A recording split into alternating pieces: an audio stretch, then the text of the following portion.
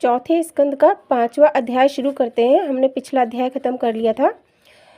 मैत्रेय जी कहने लगे, हे विदुर जी, सती द्वारा शरीर का त्यागा जाना और शिव जी के गढ़ों का यज्ञशाला से बाहर निकाला जाना देखकर नारद जी शिव जी के पास कैलाश पर्वत पहुँचे।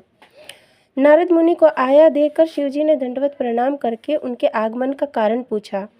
शिव जी के भाव को देखकर नारद जी बोले, हे प्रभु, आज दक्ष प्रजापति के यज्ञ में सती जी ने अपना देह त्याग कर दिया है और भृगु ऋषि के मंत्रों से उत्पन्न 3 वीरों ने आपके गणों को भी यज्ञशाला से बाहर निकालकर उन्हें अपमानित कर दिया है। हे विदुर जी, नारद जी के चले जाने के बाद शंकर जी बड़े क्रोधित हुए और क्रोधित होकर उन्होंने अपनी जटाओं में से एक बाल उखाड़कर भूमि पर डाला। उससे वीरभद्र नामक एक शक्तिशाली गण उत्पन्न हुआ।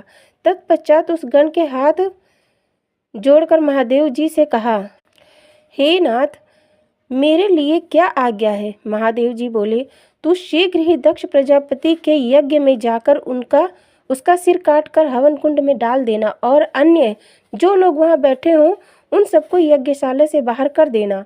वीरभद्र महादेव जी की आज्ञा पाते ही भूत प्रेतों का दल साथ मिले पल भर में उस स्थान पर जा पहुंचा। तदुपरांत उसने दक्ष प्रजापति का सिर काटकर हवन कुंड में डाल दिया और भृगु ऋषि की दाढ़ी उखाड़ ली। फिर उसने उन समस्त देवता, ऋषि, मुनि, गंधर्व, किन्नर और ब्राह्मणों आदि को जो उस यज्ञ में विद्यमान थे सभी को मार पीट कर वहां से बाहर कर दिया। यज्ञ को भ्रष्ट करके उसकी सब सामग्री को फेंक दिया।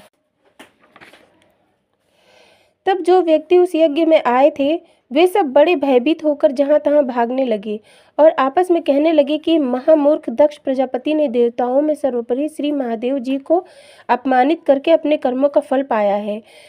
यज्ञ भ्रष्ट करने के बाद महाबली वीरभद्र ने जाकर शंकर जी को सब वृत्तांत सुनाया। तत्पश्चात महादेव जी ने भी सती के देह त्याग को भगवत इच्छा समझकर अपना क्रोध शांत किया। सर्वांतर्यामी भगवान विष्णु एवं पितामह ब्रह्मा जी ये जानते थे कि दक्ष प्रजापति की यज्ञ अवश्य भ्रष्ट होगा, इसलिए वे उस यज्ञ में नहीं पधारे थे। तो हमारा जो है ये 5वां अध्याय भी चौथे स्कंद का खत्म हो गया। अब मिलते हैं अगले भाग में 6वां अध्याय में। जय श्री कृष्ण।